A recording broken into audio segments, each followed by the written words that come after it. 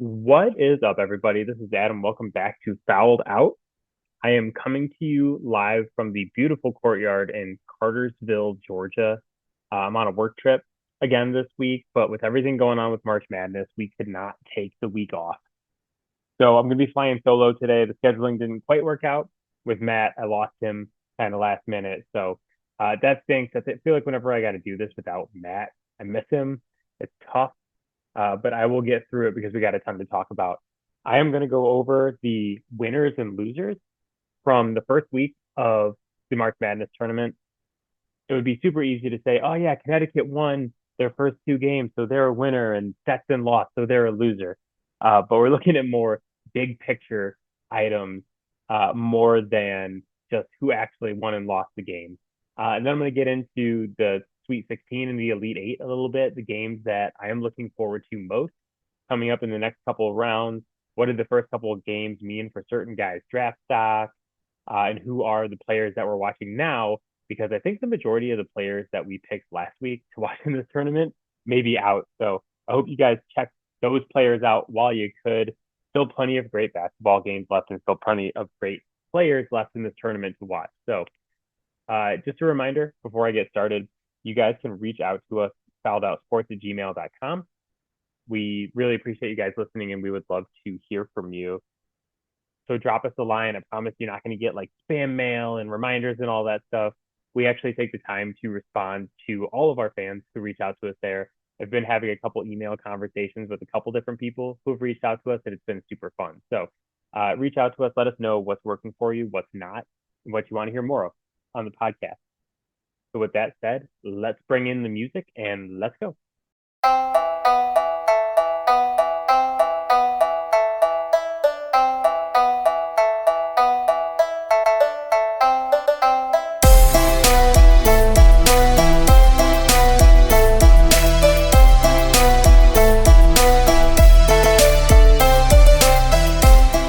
All right, I am back. And before I get started, I have to tell you guys that I have never felt like this much of a professional sports journalist throughout the entire time that we've been doing this podcast. I feel like so many podcasters that I know and so many people I've met through doing this podcast, we all spend so much money on cameras and microphones and all this cool recording equipment. And then you watch professional sports journalists like Adam Schefter go on the Pat McAfee show. And they're like, yeah, we're going to bring in Adam Schefter and we're going to interview him. He's one of the best football insiders in the world. And he's like FaceTiming them off of a potato. And it's literally the worst quality you could possibly imagine. And I'm sitting here in a Marriott in Georgia, just looking. I can see myself on my webcam, which is just on my laptop, not the normal camera that we use to record this and do our social media breakout videos. And I can see how grainy the quality is compared to the expensive camera we normally record on. And I'm like, this is it. This is the peak of sports journalism, is when you just absolutely do not give a fuck about how you look while you're being recorded and breaking major news. Not that I have massive news to break like Adam Schefter does, I'm sure, but the quality of the video is like just slightly above the potato that Adam Schefter records on when he's talking to pretty much anybody. I also have this wonderful Word document pulled up on my computer that I typed up while I was flying down here from Michigan today. And I can actually see the reflection in my glasses. So, with all of that said, winners and losers from the first weekend of March Madness. Great weekend. I think the really depressing thing about March Madness is that you get all these great games and it's on from noon until midnight, Thursday through Sunday. And then you got to wait all the way till the following Thursday. And when you finally get there, it's not noon to midnight anymore. It's like two games at 7 p.m. and two games at like 9 or 10 p.m., which is tough, but I enjoy having multiple games on at a time. I actually like to have as many on as possible because it's guaranteed that one of them at least is going to be good, right? Like you're not going to have four games be on at the same time and all four suck. One's got to be close, right? So, uh, but winners and losers from the first weekend. My first winner is the ACC conference. So last week on the podcast, I said that they were overranked, especially Clemson. I had picked Clemson to get knocked off by New Mexico in the first round. And part of my reasoning was that they were quote unquote overseeded. because they play in the ACC. I didn't think the ACC was that strong, and that Clemson was really just getting a boost from name recognition of playing against teams like North Carolina and Duke multiple times, and then this one win they had over Alabama. Well, the joke is on me. The ACC has four representatives in the Sweet 16, which is the most of any conference, and that includes the aforementioned Clemson, who smoked New Mexico in the first round, and then went on to beat Baylor last night in a great win. One of my coworkers I'm traveling with this week actually picked Clemson to win the national championship, and I made fun of him at first, but I think that now he is the one laughing at me as my bracket has gone to shit and he still has Clemson playing.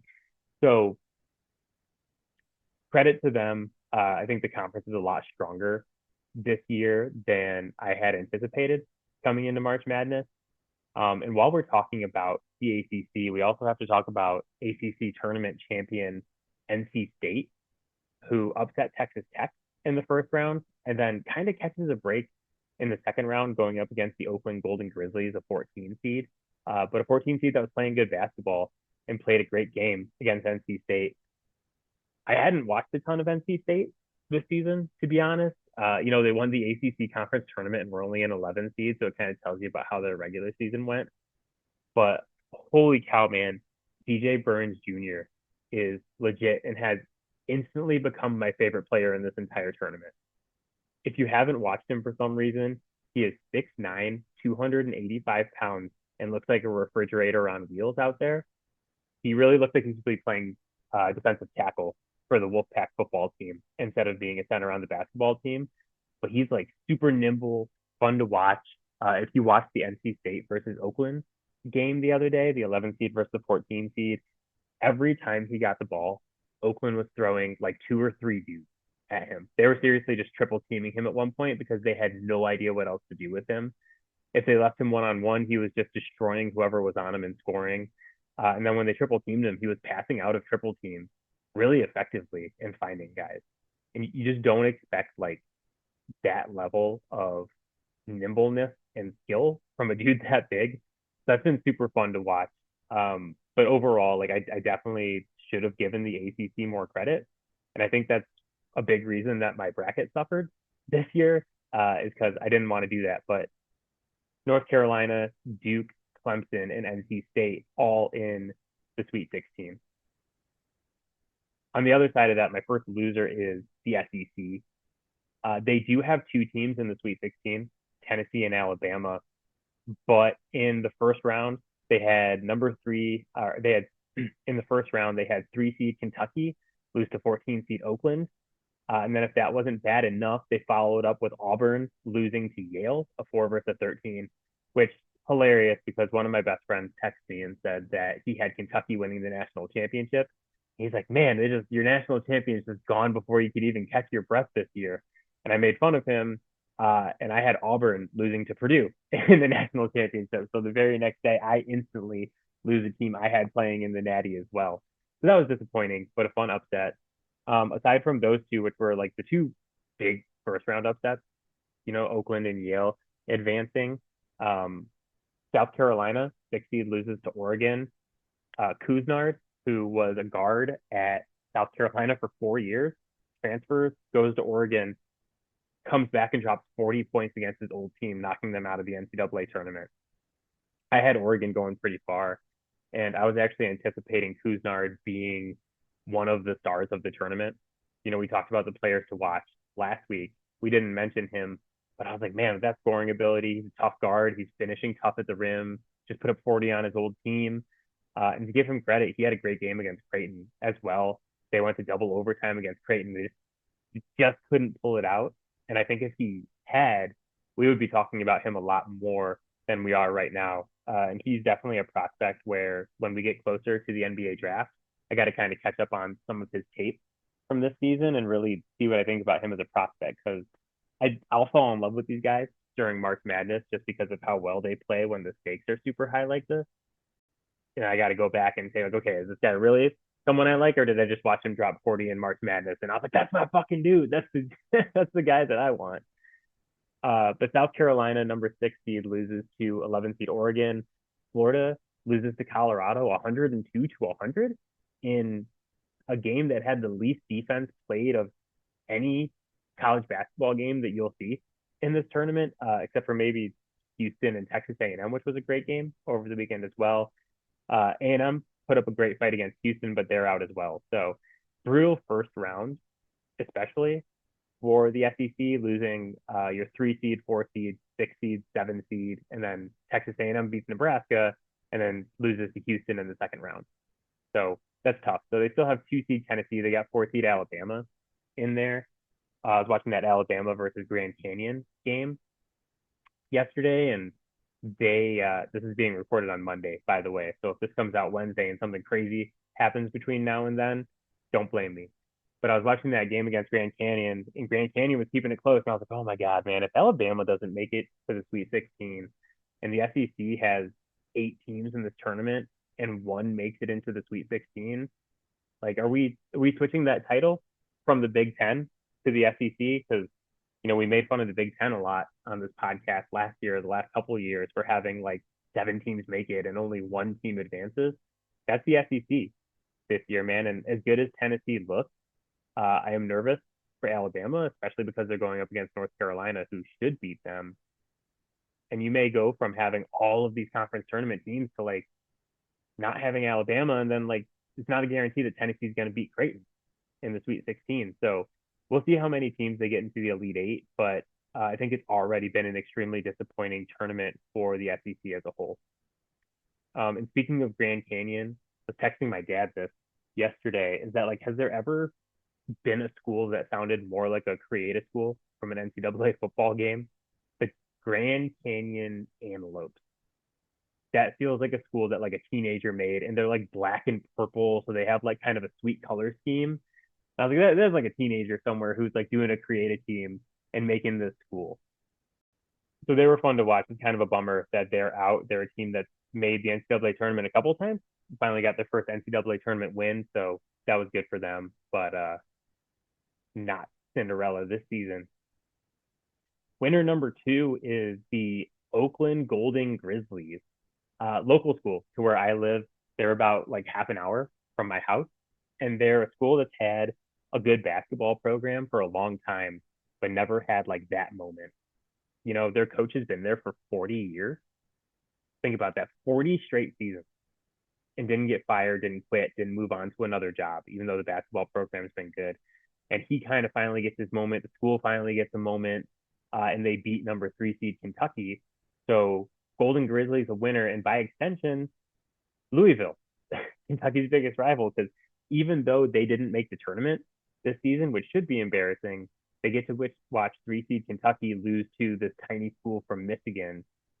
And after the game, people from Louisville went on the Oakland website and bought over $8,000 worth of merchandise and T-shirts, and actually crashed the school website because so many people were going on and buying Oakland Golden Grizzlies shirts.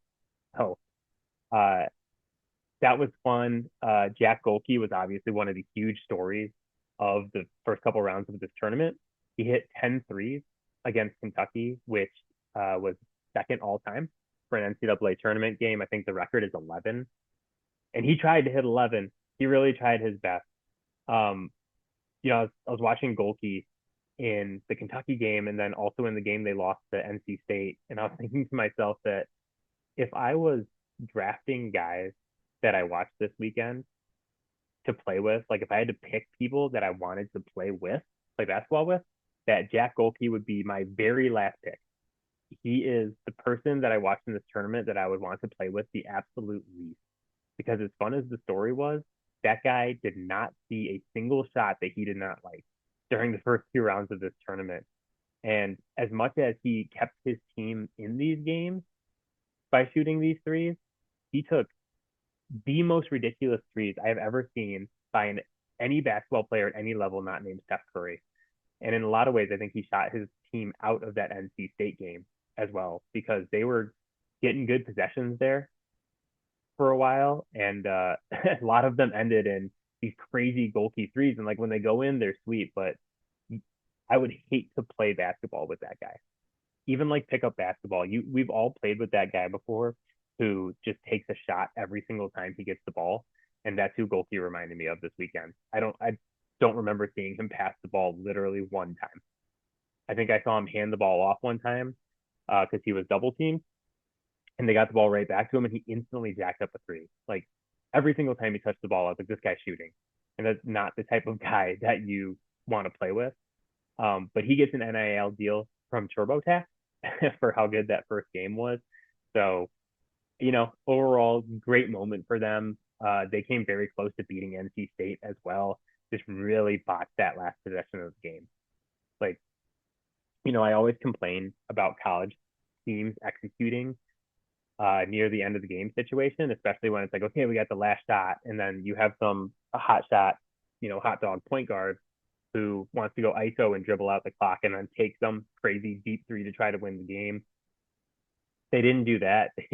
They tried to run a play to get it to their best player, and it absolutely did not go well. And that was one of those things where as soon as that play kind of falls apart, you're like, damn, that was their chance. They needed that because my boy DJ Burns Jr. is coming in the other side to run people over. But overall, I mean, I thought that was kind of the most fun thing of the first weekend was the golden or the I thought that was the most fun thing of the first weekend was the Oakland Golden Grizzlies story. I mean, a large part of that is probably because I have friends who went there for like their masters and for their undergrad, and it's a local school. So we always root for them. We love to see that. Loser number two is very depressing for me, and it is team chaos. Matt and I always say that like Matt's more of a college fan than I am. He loves Michigan. I don't really have a school. I love Western Michigan where I went to school. I did my master's at a small school called Walsh that doesn't have any sports teams. So I didn't get like to go to Michigan State or something and like have a big time program that I'm really passionate about. So one thing that we always root for is chaos and upsets and just absolute insanity. I said last week that the best place to be with your bracket is getting everything right. And the second best place to be is to get absolutely everything wrong, but only because there's so much chaos and so many upsets that you never could have seen it coming. And I think the thing that we got that we never really saw coming this week was that all the favorites were going to win, all the higher seeds, because we have a Sweet 16 that has all four one seeds, it has all four two seeds, and then it has two threes, two fours, two fives, and a six and an 11. And like the six and the 11 are kind of the party crashers, especially the 11 that's NC State. But if you think about the state of the tournament the last couple of years, we saw 16s and 15s winning, and like there was uh the last 2 years we had teams seeded 14 or lower make the Sweet 16. You had the St. Peter's run, you had Princeton last year, you had like all these crazy upsets round after round. Arkansas even beat Kansas in the second round last year. That was like an 8-1. We had all these, super crazy seeds going into the Final Four and the Elite Eight, and like we had multiple Cinderellas each of the last couple of seasons. And there were a few memorable upsets the first weekend. You had obviously the Oakland Golden Grizzlies beating the Kentucky Wildcats, which was fantastic. And then Yale beat Auburn, and Grand Canyon beat St. Mary's, which is like, St. Mary's is kind of a small school, so it's not as exciting. Like, nothing is as fun as watching Kentucky go down in the first round, right? Like, we love to watch Kentucky lose. We love to watch Duke lose, North Carolina, guys like that in the first round. St. Mary's losing in the first round is just kind of a bummer because you're like, it's a small school that's really been hitting their heads against the glass ceiling for the last couple of years, especially kind of sitting behind Gonzaga in the West Coast Conference. And they lose to Grand Canyon. So like it's an upset, but it's not as fun of one.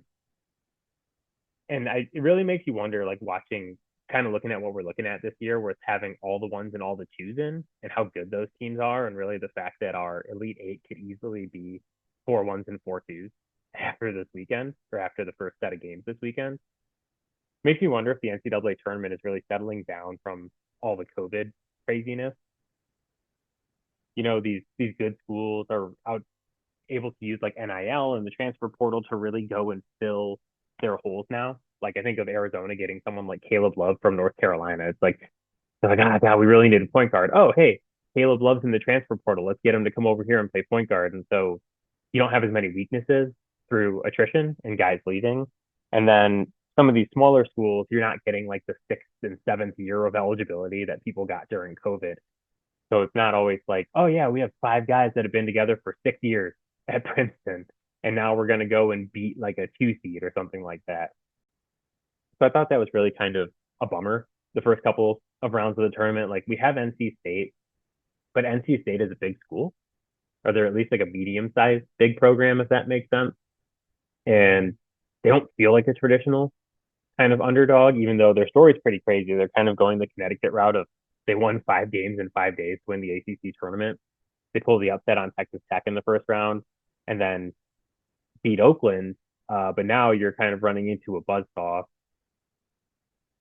in Marquette, which could be a really good game, or I could see where Marquette would absolutely smoke them.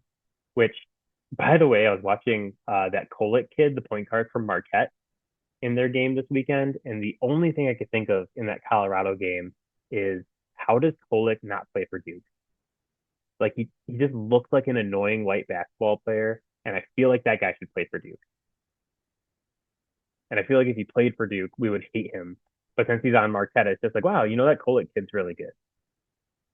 So kind of a bummer to not see some of the lower seeds in, but I also think it kind of leads to some better and more exciting or like more billable games in the Sweet 16 and the Elite Eight. Like there are some games I'm really looking forward to. We're going to talk about here in a minute.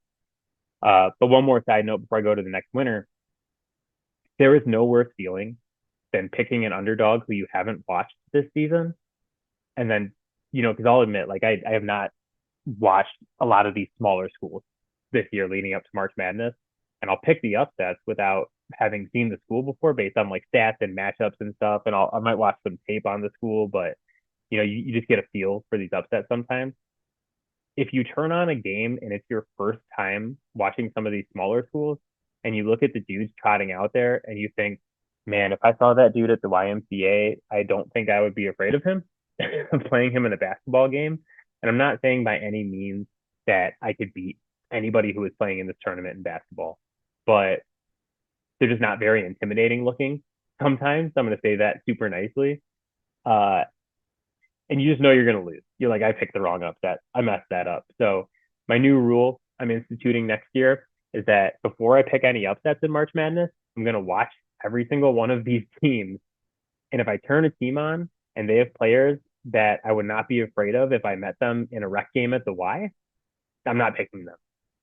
And again, not that I could beat them, but like if they don't look like they're athletic enough to beat me in basketball, then I'm not picking that team ever again because I had that experience again this year where I turned on the games of some of the upsets that I picked and I was like, yep, that was a bad pick. It's just not happened. Winner number three, I have the Purdue Boilermakers, my pick to win the national championship. They are still in it. That so far looks like the only good pick that I've made in my bracket.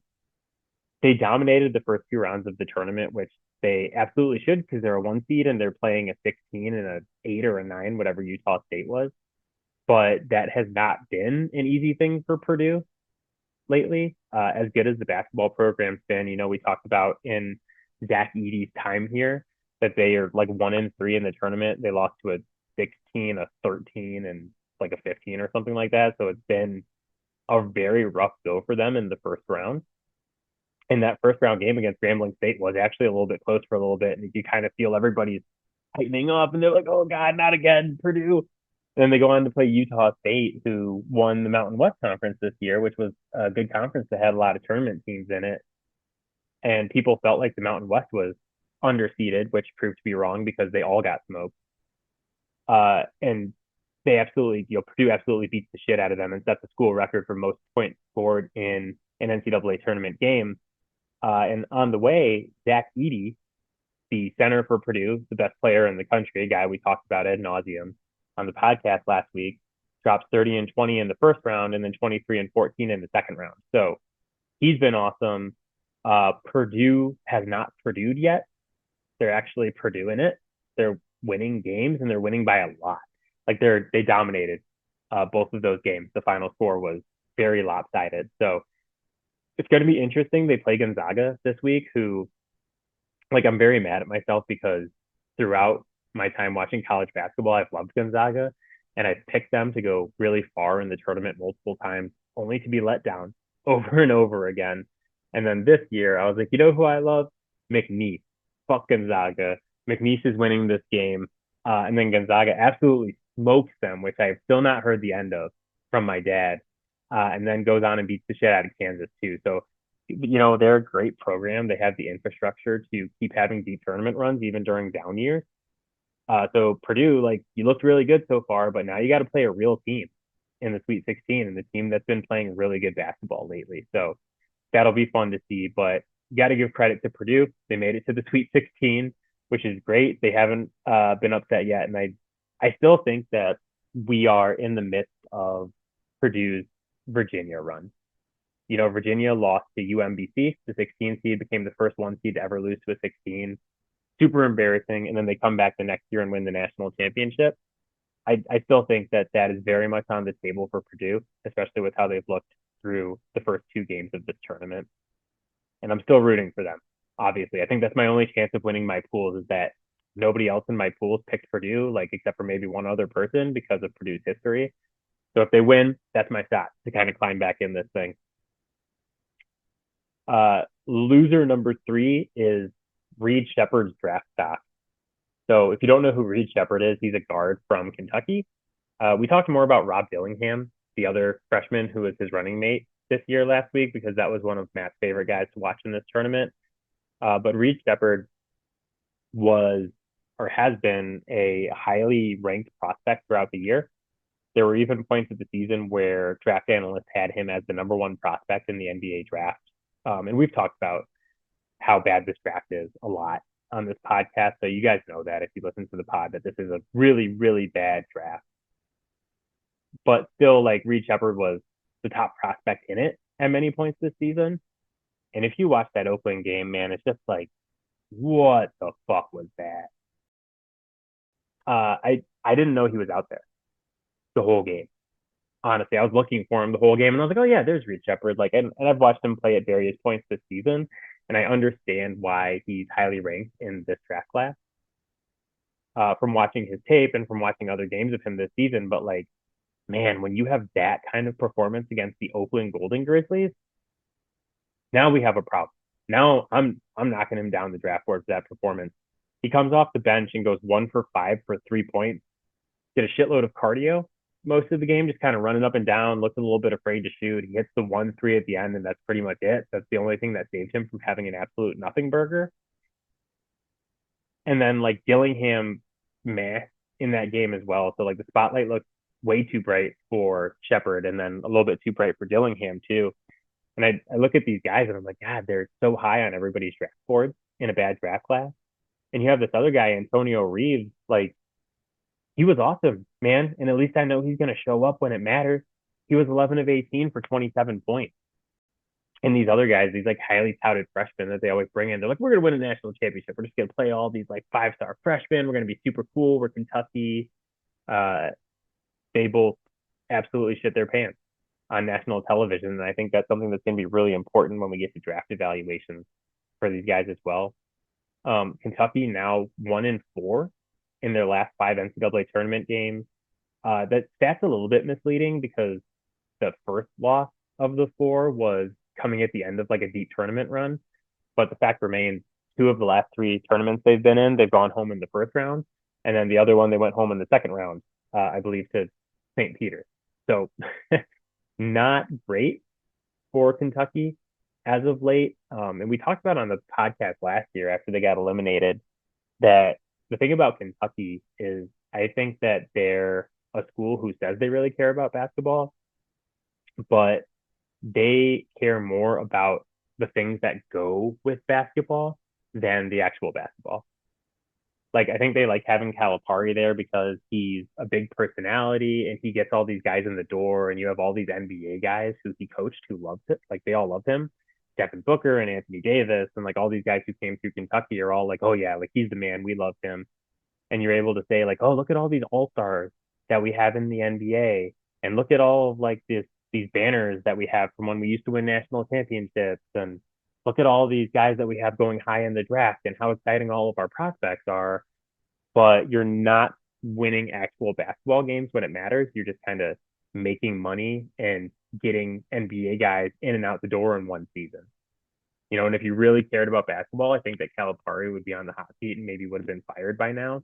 But they care more about what Calipari brings to this program that's not necessarily coaching basketball related. I was hoping Matt was going to be able to join me for the podcast this week because my John Calipari comparison is the same thing he always complains about with Sean McVay is that like he has a plan, and then literally as soon as the defense switches what they're doing, or as soon as the other team switches what they're doing, he's like, oh well, we're screwed. Hopefully our talent can take over because we don't have a plan B. And John Calipari just seems like, he got out coached by Oakland's coach, who like is a good coach. He's been there for 40 years, but like, come on, man, you're John Calipari, one of the best coaches and one of the most highly paid coaches in the country. You can't, the other team throws a zone at you and you just have absolutely no idea what to do, even though you have these super talented guys who are supposed to be high NBA picks. So Reed Shepherd's draft stock is a loser. Kentucky's a loser. John Calipari's a loser. Mm, sorry, Big Blue Nation. You guys are all losers for this tournament again. And then my final winner from the first weekend is San Diego State University. They are back in the Sweet 16 as a 5 seed after making a championship run last year. They lose to UConn in the national championship and now get an opportunity to get revenge playing UConn again in the Sweet 16. San Diego State's a smaller school that has been a good basketball program actually for a while now, kind of under the radar. Kawhi Leonard went there along with a couple other smaller NBA guys. But the program's actually been good and been kind of quietly good for a while. They're not huge on the national stage. And the one thing they really didn't have was consistent postseason success to really kind of put their profile over the top. Go to the Natty last year with, on the way you have the massive upset of Alabama and Brandon Miller, who was, the biggest prospect who was playing in the NCAA tournament last year and has been excellent in the NBA so far. Like he's been doing a good job, but you get that high profile win and then go to a national championship, which unfortunately you lose. And then you come back this year and it's like, okay, was that just like, one magical run by this team, or can they repeat it? And they're back in the Sweet 16. So, they're making another good run. If they can beat UConn, like if they pull off this game this weekend, then all of a sudden we're talking about like a new major program, even though they're a small school. My final loser for the first weekend of the NCAA tournament is me. Yours truly, it's your host. This is by far the worst bracket I've ever made. I said it at the beginning of this podcast, and I said it on the last podcast that like the best place you can be is getting everything right. The second best place you can be is getting everything wrong. I'm in the second best place that I can be right now. I got a lot of stuff wrong, but I feel like it's because I picked upsets and I picked more exciting things. And what we've got has been a little boring so far, if I'm being honest. Like we've had some great games. I think Houston beating Texas A&M in overtime was phenomenal last night. It was a great game, but you have all 4 ones, all 4 twos still remaining. And there's a decent chance that the Elite Eight is going to be some combination of ones, twos, and threes. And that's man. I mean, we'll see how the rest of this tournament goes. There's still plenty of time. Like North Carolina State could upset Marquette, and then we got an 11 seed in the Elite Eight. Like we'll see what happens this weekend. There's plenty of chance for upsets, but like I said, Team Chaos has let us down this season, and I feel like I was kind of relying on Team Chaos based on what we've seen in the last couple tournaments. But my champion is still in it. Still got 3 of the final 4 with Houston, Arizona, and Purdue. So got a chance to bounce back. Don't count out your boy yet. I'm still here. But, in my statistical profile thing I go over every year is still very much alive because the 3 teams that it picked are still in it. So still time for me to bounce back. But man, right now I am not feeling great. So Sweet 16 starting on Thursday, 7 p.m. There's a lot of great games. The game I am looking forward to the most is Purdue versus Gonzaga. I kind of talked about it a little bit earlier, but both teams have been playing great basketball. Mad at myself because I picked McNeese to beat Gonzaga, even though they're one of my favorite schools. Like I said, I don't have a big college that I love and root for in every sport. Western Michigan is where I went to college to do my bachelor's, and that's my favorite school. Like that's who I root for in all sports, but we're really good at hockey and not much else right now. So I just kind of pick schools to latch onto in other sports, and like I really like Oregon. I've always been a big Oregon fan. I like Gonzaga. I like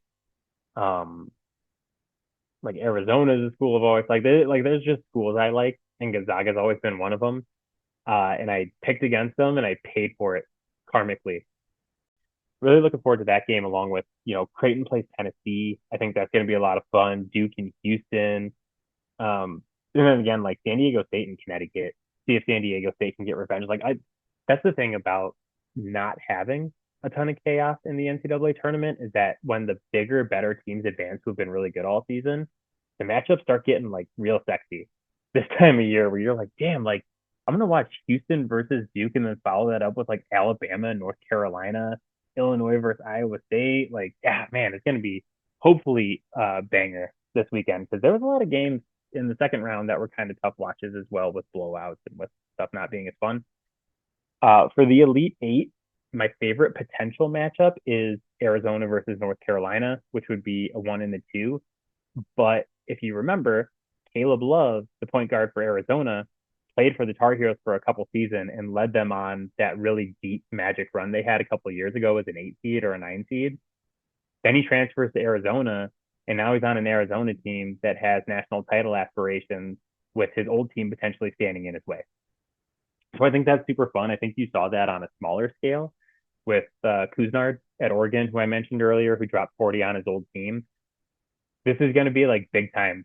Like, they're going to be advertising the shit out of this if Caleb Love goes up against North Carolina, because he's a big time player going from one big time school to another. And that's like not only an awesome matchup for teams that have been really good this season, but having that kind of revenge, like his old team, his old teammates. Like, he played with Armando Bacot, who's still there and is dominating this tournament, the center for North Carolina. So watching him go up against his old squad would be super fun. So that's a 1 versus a 2 that I'm actually really rooting for right now. So lots of really fun, really great games in the book so far, the first 2 rounds. And I think that this is only about to get spicier and more exciting as we go with some of the teams that we have left. So enjoy the basketball. That is it for me. As always, Fouled Out to be found on Spotify, Apple Podcasts, Pocket Cast, Overcast, anywhere you get your podcast. You can hit us up on Twitter at Fouled Out Sports. You can find Matt on Twitter at Matador_defense. It is up to you if you would like to do that or not with the cesspool that Twitter has become. You can find our videos on TikTok at Fouled Out Sports Podcast. It's a long name, but you can't miss it. And again, remember, send me an email, fouledOutSports@gmail.com. I will give you a thoughtful reply. We can have some cool sports conversations. Let me know what you want to see more of on the show. And you can even just email to me to say, hey, we missed Matt this week. Where's Matt? Bring Matt back, because I missed him too. When I don't talk to Matt, it feels like, I'll talk to him next week, and I'm sure I'll be texting him all week, but he'll be on the pod next week, and I'll be like, Matt, it feels like I haven't talked to you in a year. And he'll be like, I know, I missed you last week. So kind of sucks when he's not on. But I had fun doing this, and I appreciate you guys listening to me rabble on about college basketball. But Matt and I will be back next week to break down the games that we saw the Sweet 16 and the Elite Eight, talk about the Final Four and the national championship. And then the week after that is going to be the beginning of our NFL draft coverage, which is going to end with Matt and I going to downtown Detroit, which is close to my house, where the draft is being hosted this year, and doing some fun stuff in Detroit, kind of hanging out in the streets and giving you our firsthand account of being at the draft. And then we're going to do some draft recap episodes too. So that's one of our favorite times of year. So is March Madness. So everybody enjoy the games this week, and we will be back next week to talk all things college basketball. All right. Bye, guys.